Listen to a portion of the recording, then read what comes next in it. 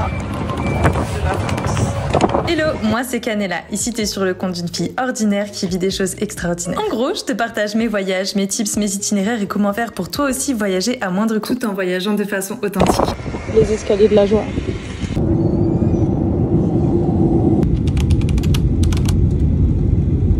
Les gars, je suis arrivée au Maroc. Je suis en mode je m'attends à rien. C'est pas forcément un pays qui m'attirait vraiment beaucoup parce que c'est un pays voilà qui est vu et revu entre guillemets. C'est un peu l'a priori que j'en ai. J'ai l'impression que c'est un pays très touristique.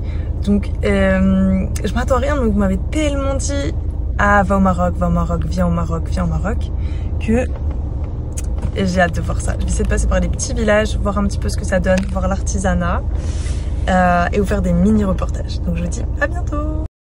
Moi, ce que j'aime dans le voyage, c'est d'aller contre mes a priori ou partir sans en avoir aucun. Le Maroc, c'est un pays riche de culture, de traditions, d'artisanat, aux paysages variés. Ça, c'est ce que m'a promis mon amie Nour. C'est elle qui m'a tracé cet itinéraire de plus de 700 km à travers le pays, de l'océan aux dunes du désert du Sahara. Et je vous emmène avec moi, c'est parti. La route qui relie Agadir et Essaouira longe la côte de l'océan Atlantique, laissant place à des paysages magnifiques et de jolies plages parfois d'un bleu étonnant, mais nous la traversons le soir. Ça me fait vraiment du bien d'être face à l'océan, je vous jure. J'ai l'impression que je comprends pas les gens qui sont complètement déconnectés de la nature. C'est vraiment un truc qui ressource, qui fait tellement bien. J'ai du mal à me sentir bien si je reste que en ville par exemple. Si je suis pas un peu connectée à la nature, un peu de verdure, les oiseaux, le bruit de la mer, ça fait tellement du bien. Le coucher de soleil ici, c'est juste magnifique. Mais vous allez me voir, je suis encore avec mes vêtements de l'aéroport, en train d'essayer de monter des dunes. On dirait moi qui me bats contre la vie.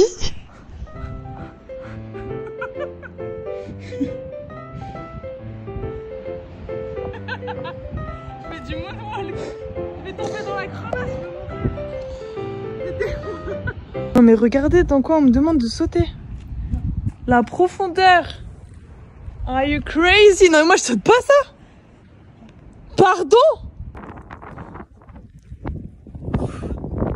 J'ai monté la dune de sable. On dirait que j'ai fait le cross. J'ai mal à la gorge. On s'arrête sur un point GPS qu'on nous a donné. Ici, la journée, il y a un petit café. On voit les dunes de sable qui ensuite rejoignent l'océan. C'est pas magnifique, s'il vous plaît? Ça y est, j'ai déjà un peu changé d'avis. Bon, après on arrive à Essaouira de nuit, donc il y avait que des chats dehors et très peu de restaurants ouverts. On a mis du temps à trouver notre riad qui est caché dans les petites ruelles.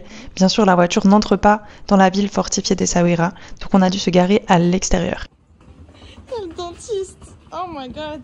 Bon, je tiens à m'excuser quand même parce qu'il y a beaucoup de vidéos dans le début de ce vlog qui sont pas en très bonne qualité parce que j'ai pas encore pris l'habitude de filmer en format YouTube, mais après ça va s'améliorer, vous inquiétez pas. Le riad, c'est une habitation traditionnelle au Maroc qui a été très répandue pendant un certain temps et c'était la maison des riches en fait, des personnes les plus fortunées, des riches marchands, des commerçants. Aujourd'hui, le riad est un peu plus démocratisé mais on le retrouve surtout dans les hôtels et les Airbnb en général. Plutôt de luxe mais il y en a aussi qui sont très abordables comme celui-ci. Alors traditionnellement, un riad c'est une habitation qui est centrée sur un patio intérieur, souvent à ciel ouvert, avec une petite piscine ou une fontaine ou de la végétation. L'idée c'est de garder la fraîcheur.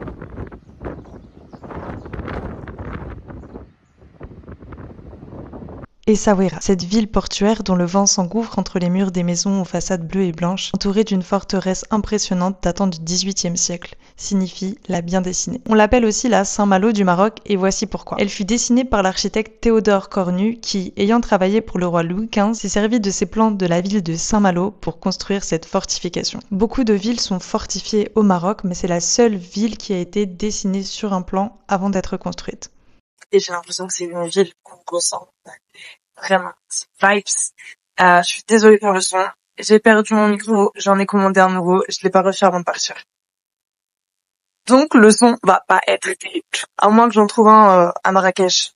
Ça, c'est la plage d'Essaouira. Beaucoup de gens viennent ici pour faire du surf ou du kitesurf parce qu'il y a toujours du vent, apparemment. Et ici, il y a beaucoup de mouettes. En fait, la ville tourne autour de la pêche et de l'artisanat. C'est une petite ville très mignonne, un peu typique. Est-ce que vous arrivez à reconnaître quel film a été tourné ici? Ici, ils ont tourné des épisodes de Game of Thrones où il y a la guerre avec Khaleesi.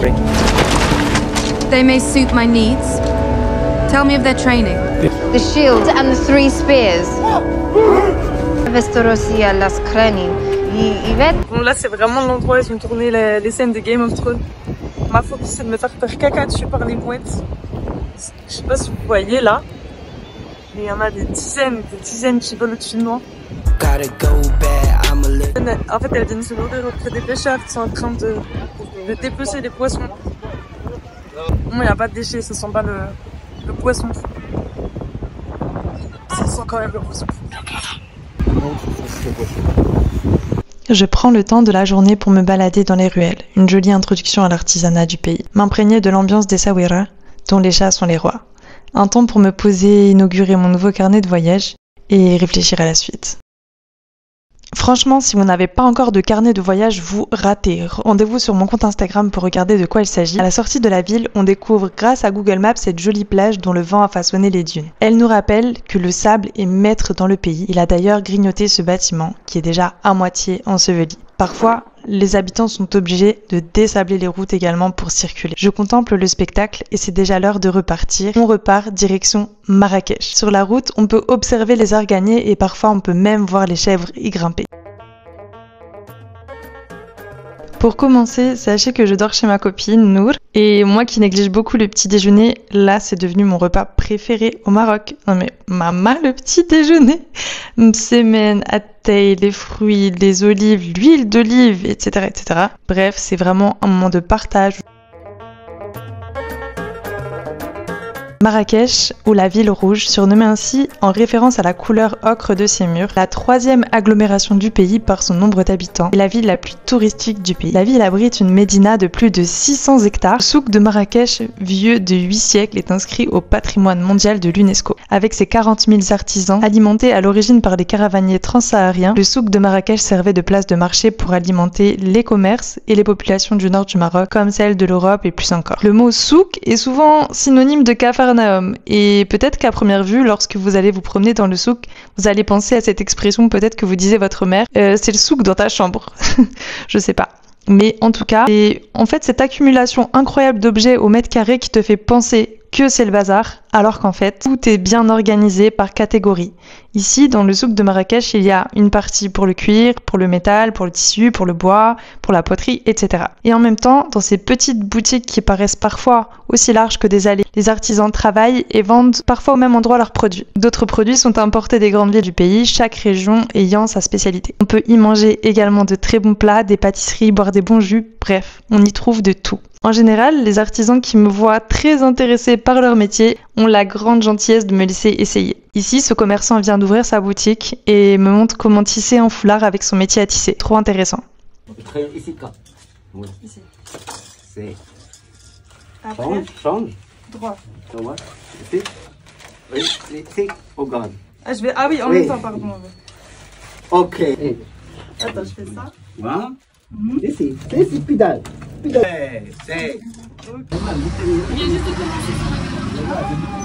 Ensuite, on est allé acheter une petite théière et celle-ci vient de Fès, mais ici il termine de la peaufiner en la ponçant et je vous montre comment. Alors, elle est d'abord polie à la machine, ensuite elle est frottée avec la sciure de bois en fait pour la faire briller, puis elle est nettoyée à l'eau savonneuse pour enfin lui donner sa couleur finale. Alors moi j'ai pris une petite comme ça qui peut rentrer dans mon bagage et je crois qu'elle est en cuivre et j'ai dû la payer 10 € à peu près. C'est quoi le déodorant? C'est la pierre d'Alain. La pierre d'Alain, c'est ça. Et ça c'est quoi? Nil, l'indigo de Nil.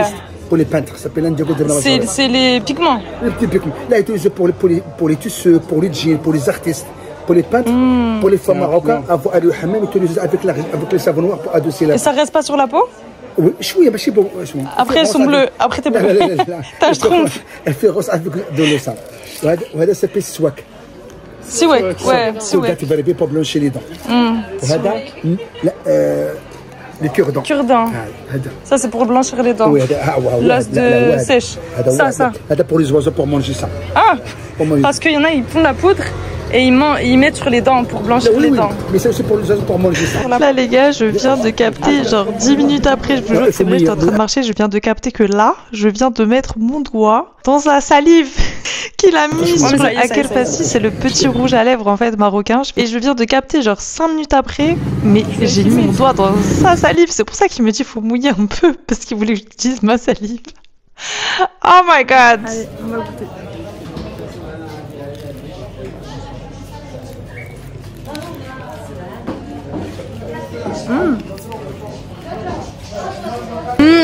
C'est très délicieuse.